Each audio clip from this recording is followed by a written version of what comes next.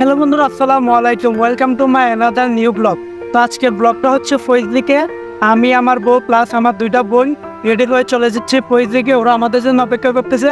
তাহলে চলো আর বেশি কথা না বাড়িয়ে ব্লগটা শুরু করা যাক।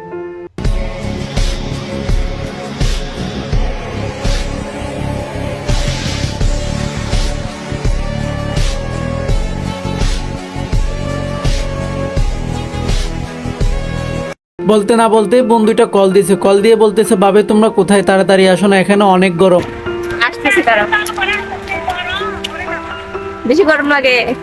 তাই আর বেশি দেরি না করে ডাইরেক্ট সিএনজি একটা রিজার্ভ নিয়ে চলে গেলাম ফৈজলিক। আর এটা হচ্ছে ফৈজলিকে মেন গেট, আপনারা ফৈজলিক গেলে এটা দেখতে পাবেন। ওরা আমাকে বলতেছে ভাইয়া আমরা সিএনজি থেকে নামার সময় তুমি আমাদের তিনজনকে সুন্দর করে একটা ভিডিও করো। তো আর কি, ওরা যেহেতু বলছে ভিডিও তো বানাইতেই হবে, তাই তিনজনকে সুন্দর করে একটা ভিডিও বানিয়ে দিলাম। ওদেরকে বললাম আমি ইউটিউবের জন্য ব্লগ বানাচ্ছি, সবাই হাই দাও। তারপরে সবাই হাই দিল। আপনারা হয়তো অনেকেই জানেন ইউটিউবে ভিডিও দিয়ে অনেক টাকা কামানো সম্ভব, কিন্তু আপনারা এটা জানেন না ইউটিউবের জন্য ভিডিও বানাতে এবং ভিডিও এডিটিং করতে কি পরিমাণের প্যারা খাওয়া লাগে। আপনারা একটু আমাকে সাপোর্ট করবেন, আমার চ্যানেলটা সাবস্ক্রাইব করে আমার পাশে থাকবেন। আপনাদেরকে ছাড়া আমি কিছুই না। আপনাদের সাপোর্ট পেলে, আপনারা আমার পাশে থাকলে আরো ভালো ভালো ব্লগ নিয়ে হাজির হব ইনশাল্লাহ। ওরা নাকি হাঁটতে হাঁটতে ক্লান্ত হয়ে গেছে, তাই ওদেরকে নিয়ে চলে গেলাম শরবত খেতে। আপনারা ফৈজলিকের একটু ভিতরে ঢুকলেই অসংখ্য শরবতের দোকান পেয়ে যাবেন। প্রতি পিস শরবতের গ্লাস হচ্ছে মাত্র 10 টাকা করে। আমার কাছে এই বিষয়টা বেশি ইন্টারেস্টিং লাগছে। একটা মেয়ে হয়ে কর্ম করে খাচ্ছে, কারো কাছে হাত পেতে না। আর ওর মুখে হাসিটা দেখেন, মাশাআল্লাহ। শরবত খাচ্ছিলাম, হঠাৎ করে পিছন থেকে কে যেন ডাক দিল, ভাই আমাকে কিছু টাকা দেন না। পিছনে ফিরে দেখলাম একজন পথ শিশু। তারপর তাকে আমি বললাম মানুষের থেকে চেয়ে খাচ্ছ কেন, কাজ করে খাইতে পারো না? সে আমাকে বলল ভাই আমি ছোট তো, তাই কেউ আমাকে কাজ দেয় না। তারপর সে আমাকে বলল ভাই আপনি কি ভিডিও বানাচ্ছেন, আপনার ভিডিওতে আমাকেও নেন। বল আমার ভাইয়ের চ্যানেলটা সাবস্ক্রাইব করে দিও।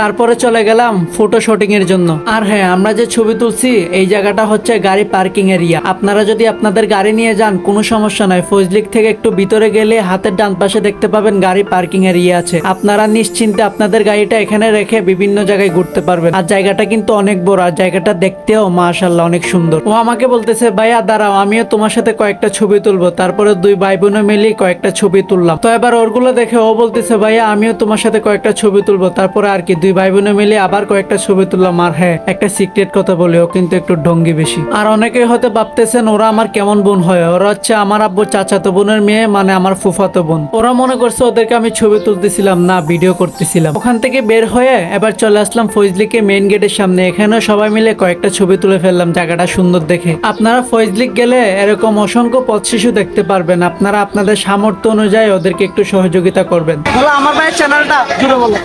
আমার ভাই চ্যানেলটা সাবস্ক্রাইব করে দেন।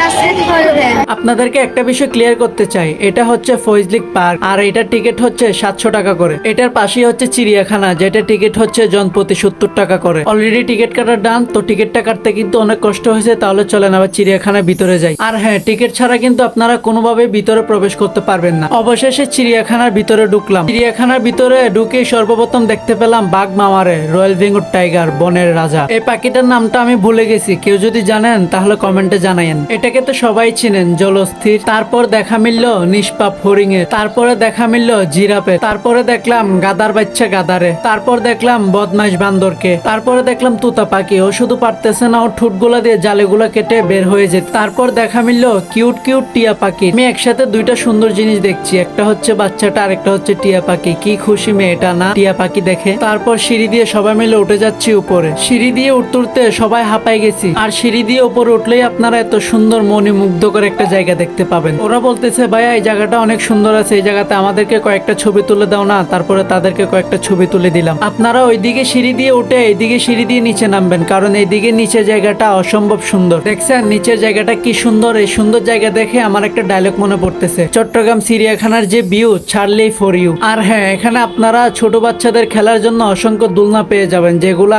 কখনোই খালি পাওয়া যায় না। এই জায়গাটা অসম্ভব সুন্দর। এটা হচ্ছে ক্যাঙ্গারু। ক্যাঙ্গারু দেখে আমার একটা ডায়লগ মনে পড়তেছে, ক্যাঙ্গের গ্যাঙ্গের গ্যাঙ্গের গ্যাং আমি তো পারি না, আপনারা পারেন? ফয়জলিক পার্ক থেকে চিড়িয়াখানা তো অনেক বেশি মানুষ হয়, মানুষের জন্য হাঁটা যায় না। কি আমার মতো কি আপনারাও চুরি করার চিন্তা ভাবনা করতেছেন? আর এটা হচ্ছে চিড়িয়াখানার ভিতরে আবাদতখানা। চিড়িয়াখানাতে ঘোরা শেষ, তাই বের হয়ে যাচ্ছি। চিড়িয়াখানা তো অনেক বেশি গন্ধ, যারা আমার মতো গন্ধ সহ্য করতে পারেন না তারা আমার মতো ভুল করবেন না, মাস্ক পরে ঢুকবেন, সেটা আপনাদের জন্য ভালো হবে। চিড়িয়াখানা থেকে বের হয়ে গেটের সামনে দেখতে পাবেন অসংখ্য মানুষ ময়ূরের পাক বিক্রি করছে। প্রতি পিস ময়ূরের পাক মাত্র 20 টাকা করে। এখানে ছোট বাচ্চাদের খেলনা থেকে শুরু করে আপনাদের ঘরকে সুন্দর ও সাজাবার জন্য অনেক কিছু পেয়ে যাবেন, যেমন ফুল, ফুলের টপ ইত্যাদি ইত্যাদি আরো অনেক কিছু। আপনাদের পেটের খিদা মেটাবার জন্য এখানে অসংখ্য রেস্টুরেন্ট রয়েছে। তবে হ্যাঁ, একটা কথা জেনে রাখা ভালো, অন্যান্য জায়গার তুলনায় এই জায়গায় প্রত্যেকটা জিনিসেরই দাম একটু বেশি। বন্ধুরা, ভিডিওটা এখানেই শেষ করতে হচ্ছে। আর শেষ করার আগে একটা কথা বলতে চাই, আমাকে একটু সাপোর্ট করবেন, আমার চ্যানেলটা সাবস্ক্রাইব করে আমার পাশে থাকবেন। আপনাদের সাপোর্ট আর ভালোবাসা পেলে সামনে আরো ভালো ভালো ব্লগ নিয়ে হাজির হব ইনশাআল্লাহ। আসসালামু আলাইকুম।